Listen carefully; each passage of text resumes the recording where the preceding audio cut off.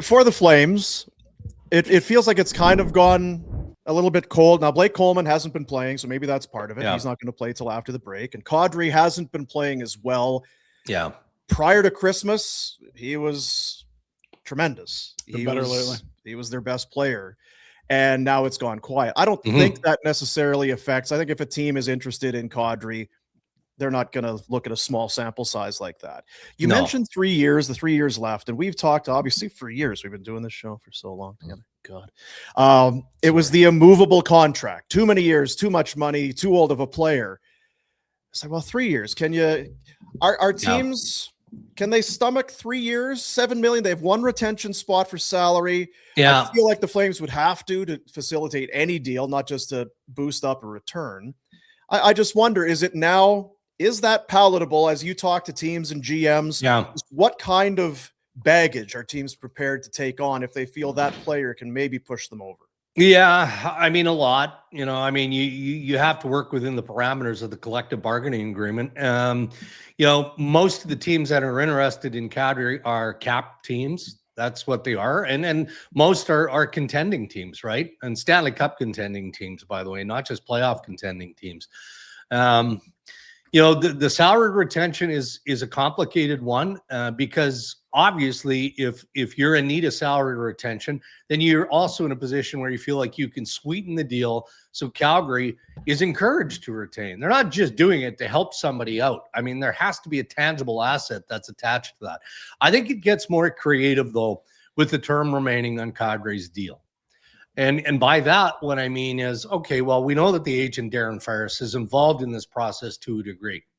I'm not saying that he has permission to speak to other clubs. No, I mean, he respects Craig Conroy and what he's doing, but I would think that you would have those type of conversations. Okay, well, the team that's keenly interested is worried about those 3 years. Okay, well, let me talk to the general manager there, and maybe we can figure something out.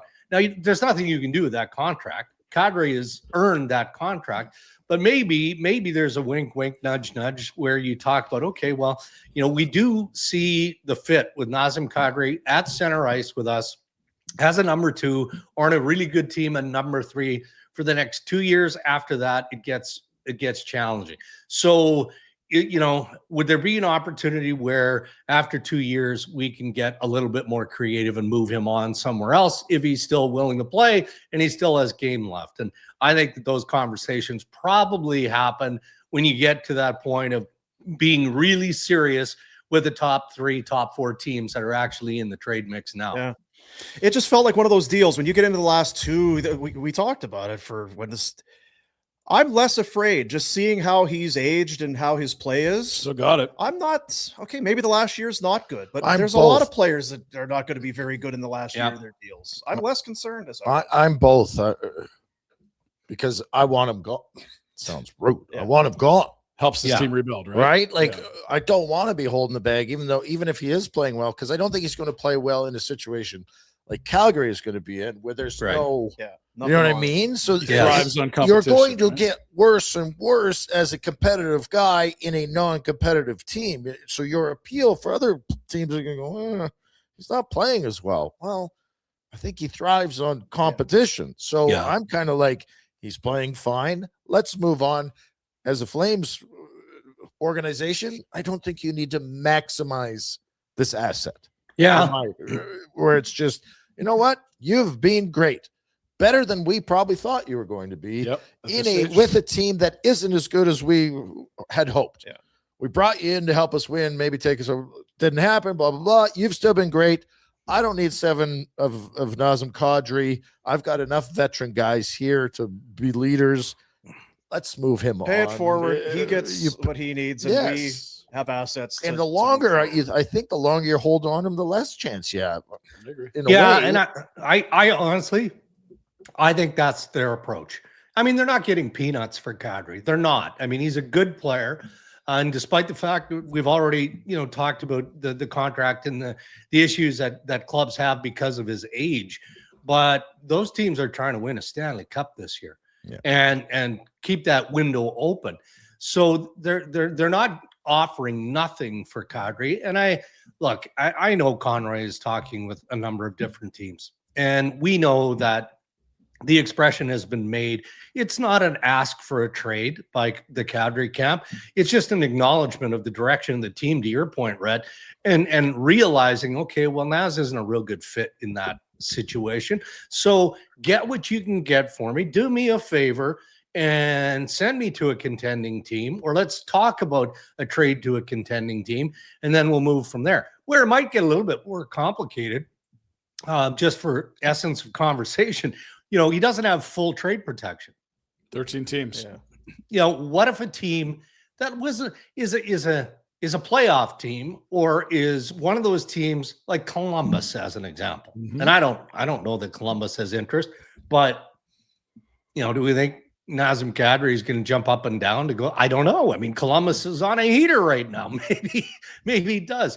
But a team that isn't quite there, or is maybe just a wild card team right now, then I think it gets a little bit more dicey. Can you get me to Colorado? But I'd why, like that. Why is Nazem even involved in the conversation? Is this not Craig trading a guy and not using the 13-team list? That's fair. You kind of have to cutthroat sometimes. Yeah, sometimes you do. Yeah, you're right. But that also gets around too, right? Especially with a veteran player. But I get stuck in the middle of this. I do, because it's I think Craig is a good person and trying to do the right thing. And if you get a bad rap around the league because you traded Kadri without having him hold your hand, well, maybe the Flames should be a little more cutthroat and think about themselves if that's what they have to do. I'm sure they are. Yeah.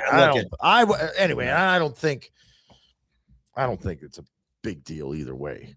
Move them. Don't, or it still, to me, doesn't feel like a deal that gets done this year. No, like before the deadline. I do too. I think it gets done. I think so. Yeah, I do. And here's what we watch for. All right, we kind of just joked and mentioned Colorado. All of a sudden, you see Chris McFarland starting to move out pieces, and then he's making room for something, right? And not just Colorado. You could look at other clubs and come up with other examples. But as soon as teams start moving pieces out, then especially this time of year and leading up to the deadline, then it becomes obvious. And in terms of available centers, there just aren't that many guys. They're just not. It's a thin market. It's a thin market, and he's a good player. So there are some tough decisions that will be made, but I think it gets done. Hey, buddies, thanks for watching. We appreciate it. Also, if you could throw in a like and subscribe, it does help us out with what it is we are doing. And check out more at flamesnation.ca.